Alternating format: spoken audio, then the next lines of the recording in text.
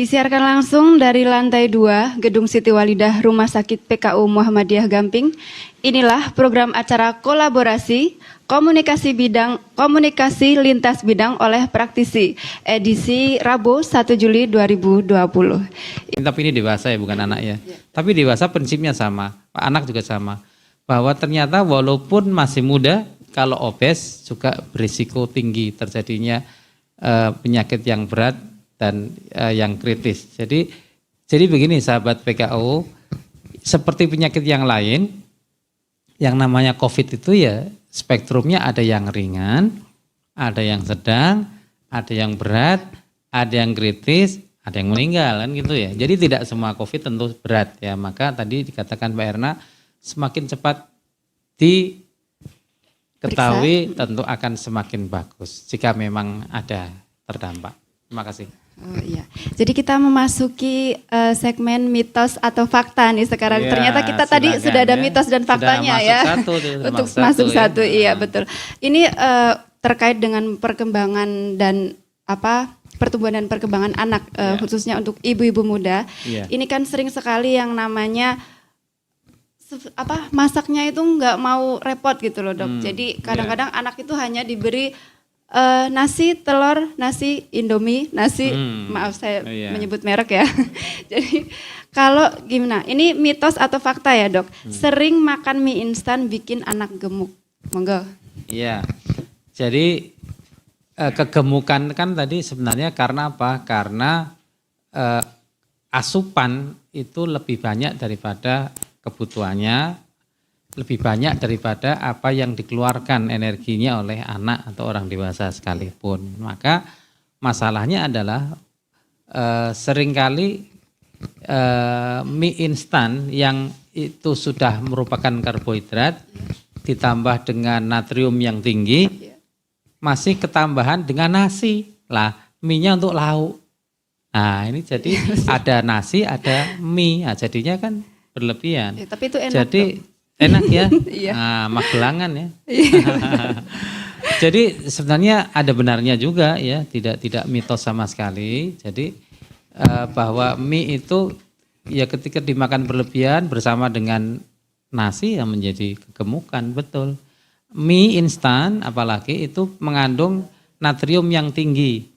Ya, natrium yang tinggi biasanya menyebabkan orang cenderung untuk pengen makan lagi, pengen minum lagi, apalagi minumnya manis. Nah itu juga tidak baik, apalagi kalau yang punya hipertensi. Nah, itu jadi jelek.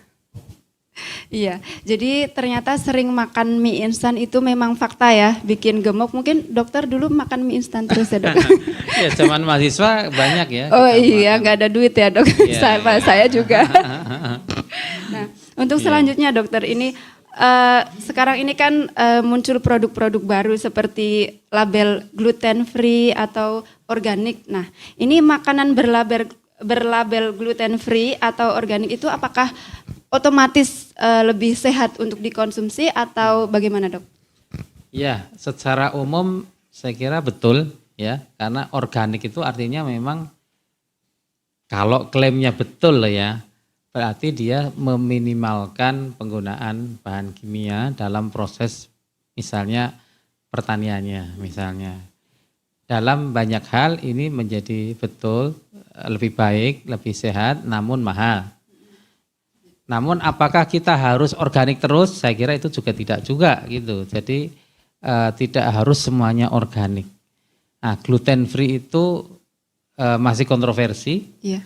Dalam arti ketika digunakan oleh anak-anak yang punya masalah tertentu, memang sebagian ahli mengatakan itu dapat memperparah keadaannya.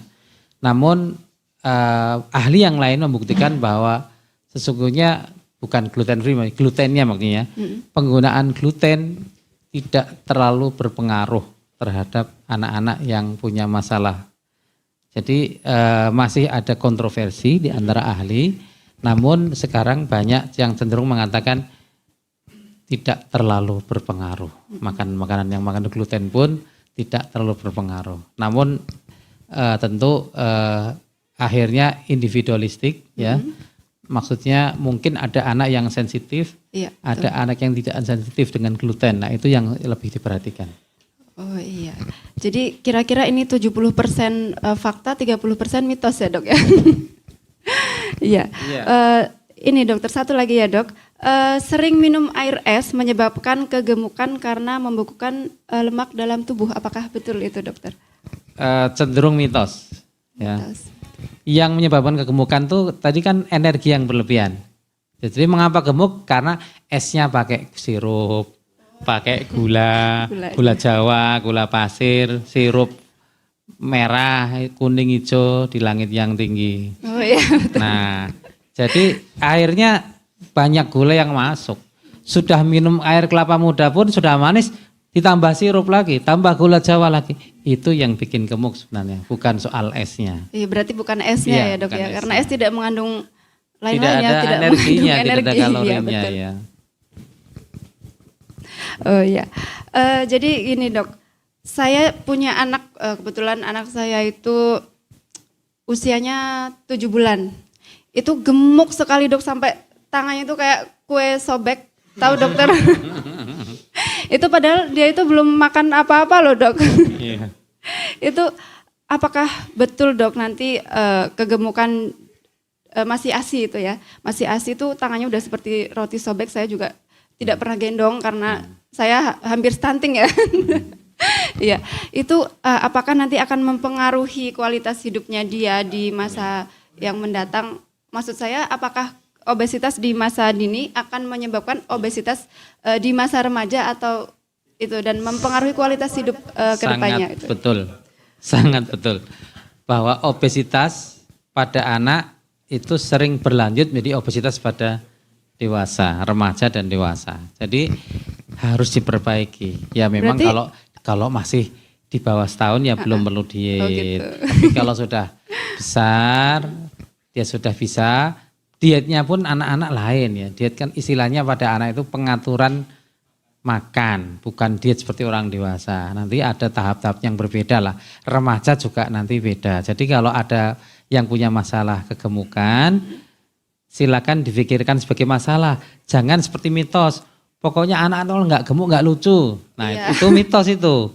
Nanti kalau udah sakit, iya, kurus sendiri, Dok. iya. katanya. Padahal masalah kegemukan itu sering sulit, menimbulkan kesulitan. Dia diare gampang dehidrasi. Dia DB itu gampang mengalami shock pada anak yang lebih gemuk daripada yang kurus. Oh, gitu, Itu yang terjadi. Jadi kegemukan tetap masalah, tapi jangan dipikir sendiri. Silakan konsultasi kepada dokter anak. Kalau anak saya kegemukan, bagaimana sebaiknya? Oh, iya. Nah, gitu. Mungkin nanti di belakang saya konsultasi sama dokter. Boleh.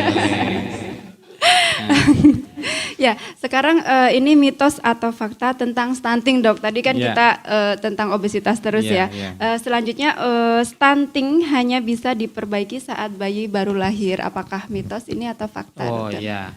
Jadi kita punya kesempatan untuk memperbaiki stunting sebelum usia 2 tahun. Iya, jadi kan ada istilah 1000 hari pertama kehidupan. Itu dihitung dari dalam kandungan itu 9 bulan 10 hari, ya kan? Berapa itu kira-kira berapa hari itu? Ya. 270 tambah 10, 280 kan? Nah sisanya adalah setelah lahir. Berarti kurangnya berapa dong? Kalau 1000 dikurangi 300, dikurangi 280 kan masih 720 sama dengan 2 tahun kan? Nah, jadi kita punya kesempatan 2 tahun untuk memperbaiki stunting.